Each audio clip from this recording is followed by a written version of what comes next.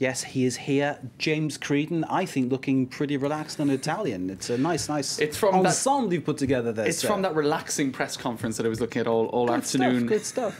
Tell us about tonight's Media Watch. It was one of those press conferences that just went on and on and on. You're talking so François if you were Hollande, wearing right? a tie, it had to come off. You had to put your feet up, the whole thing. A lot of people complaining that it was a little bit too long-winded at the top because he went on for some 45 minutes mark before he answered a question. This was his first, François Hollande's first big press conference. I suppose if the president can't be long-winded, who can? Well, that's it. And he had a lot of issues to cover. Now, the idea was to dominate the media today with this press conference. Of course, the strategists at the Elysée, that was their idea. And indeed, if you look at this website, every single story on the front page is related to aspects of what he covered in the press conference. A couple of, I'm getting ahead of myself here, a couple of tweets.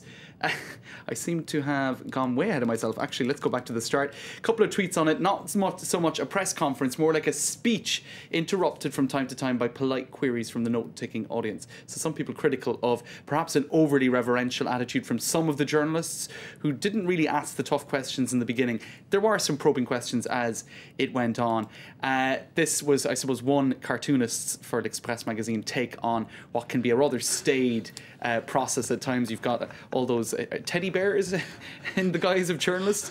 Another one here this is on Instagram, a journalist who seems to have nodded off in a newsroom somewhere looking at François Hollande, and on a perdu Nicolas, we seem to have lost Nicolas, Nicolas being the name of the journalist.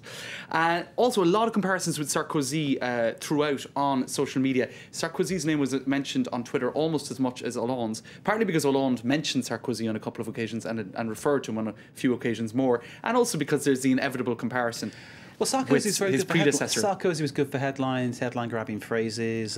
He was definitely phrases more that made charismatic. an impact, and obviously policies that kind of sometimes were unpopular, but certainly kept him in the news. He would always say something. Turns up the housing estate and calls everybody scum. It gets in the news. François Hollande's a different man, different fish. Totally different style. And as this person it seems to lament Sarkozy, saying Sarko au moins avait la carrure. At least he had a bit of presence. Now, a lot of the strategists or the analysts were saying Sarkozy would often turn a press conference into something about one major issue, or he would make some dramatic statement and that would become the story. I noticed the tweets from Bouches-du-Rhône, which is a very right-wing part of France. Good to say that. Yeah. That's right. So that might explain that. The difference with Hollande is he keeps very close to the script.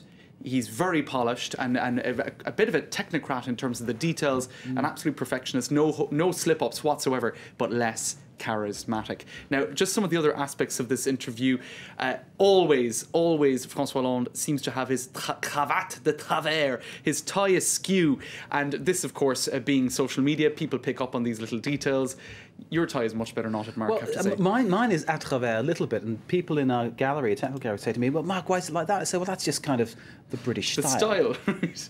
Now, do you know that François Hollande, actually, there's a website dedicated to his cravate being the travers? That is great. And you see there, you have the travers or not the travers right down through it. So people picking up on that. That is now, funny. One other aspect, Twitter went into overcapacity because there was a lot of comment online due to this. You had the Elysée communicating. You had lots of other people communicating on various other hashtags. So lots of talk about that. I suppose another aspect too, Valérie Trierweiler, that famous tweeting First Lady, she did actually tweet today on the subject of something totally unrelated because she was on a visit to a factory up in the north of Lille, said that she'd watch the press conference on TV, and this person being a little bit ironic on it, saying, and all of this while Valérie has her thumbs tied up. What a pity, because she famously gaffed on Twitter towards the beginning of François Hollande's presidency, related to the election and his ex-wife or ex-partner. And it was a messy tweeting incident. Did she gaff? Did she do it deliberately to stir things up? Who knows? Only she knows the answer. Right. So seeing as there was a lot of Twitter reaction to this, people had an eye on her to see if she'd react, and she didn't. James Creedon with Media Watch, thank you very Thanks, much indeed. Always a pleasure to see you. We're taking a short break. After that, more news, some sport and some culture. Lou Reed, no less. Stay with us.